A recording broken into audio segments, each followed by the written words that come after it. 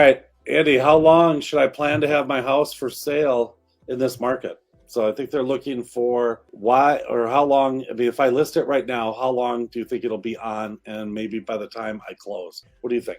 Okay, so there's a couple ways to look at that. It's like, are you looking to just look at the absorption rate for that marketplace? So a house that's, 450 in this area takes, 32 days to sell on average. Or are you going to get very specific and look at your exact house, square footage, year built, and you get really dialed in where you say a house of this age in this area sells in 13 and a half, days at an average of this percent of list price. And the data's there to dial that in so you can get now. Everything's unpredictable. I mean, when it comes to real estate, but there is some consistencies, right? Yeah. And so that is we what have numbers. recommend. I mean, we do have numbers for that.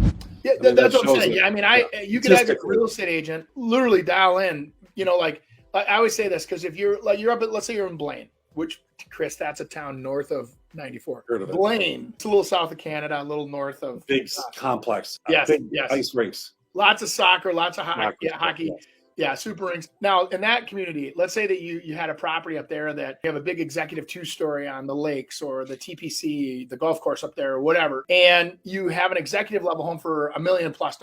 That's going to sell at a different rate than the 1958 built Rambler that's on the east side of 65. So what you want to do is you want to get very specific. You want to dial in your metrics, and then that'll really help you gauge it. So what I'm saying is you may be selling where your average or the median income or median sale price for that area might be 450, but you're trying to sell at 300. You might sell in 30 seconds versus 30 days. And that's the key is that the metrics are there to dial in and really anticipate where the market's at, because you're going to get what's really I find interesting is as you're shopping real estate agents too, and you're like, okay, somebody comes in, we'll get this sold in a week, blah, blah, blah. And then they let you overprice it because they want the listing. And then the realist comes in and says, hey, you need to be at this price. We're going to sell in 32 days. And it's like, but you don't want to hear that. So it's like you take the easy, you want the shot instead of the pills, right? That take you a month to get rid of you or whatever. And that's the instant gratification sometimes bites you in the instant butt.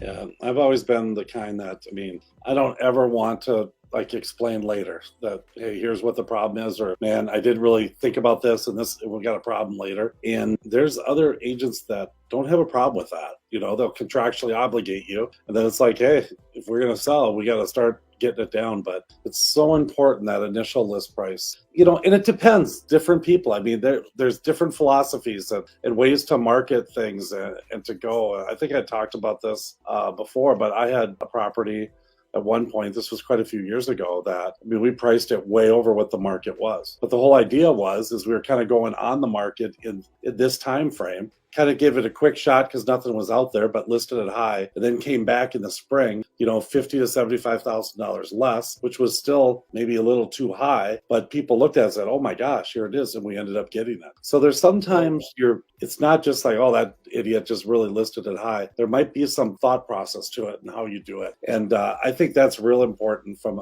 an agent standpoint, because there's a lot of agents that I know exactly what they're doing and what they're telling their people. And you can see it when they're listing them. And so you got to kind of keep people off it, especially if you do a little business, because that's not helping your seller. It might be easiest for you, but you got to do what's best for your seller. I was going to give a quick example, Chris, to kind of complement what you're saying. And there was a home that a good friend of mine, he developer, so he's around the industry quite a bit.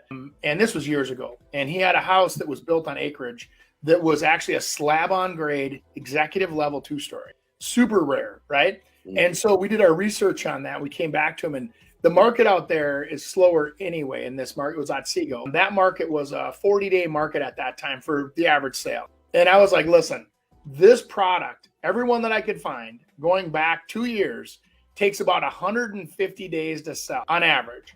So I said, we're going to have a longer list period. We'll get a few showings right away, and then we're going to keep marketing slowly over the course of 150 plus days. And I go, so we were listing in February. By the time we got into the midsummer, I go, this house will sell. I'm talking pole barns and acreage. And I mean, it was amazing, right? But there's so many people that didn't want that house because it didn't have a basement. You just have to wait a little longer. The buyers are there. The buyers will. You're patient and you have it up for sale. And then finally somebody goes, finally, we found what we're looking for. And guess where they were from, Chris? California, Texas. Arizona. Texas. No basements in Texas. And guess what? They were transferring up here and they're like, finally, a house that's like what we're used to. we found our cowboy, right? So you just have to be patient, make a plan, and then be realistic, I think is the key thing there.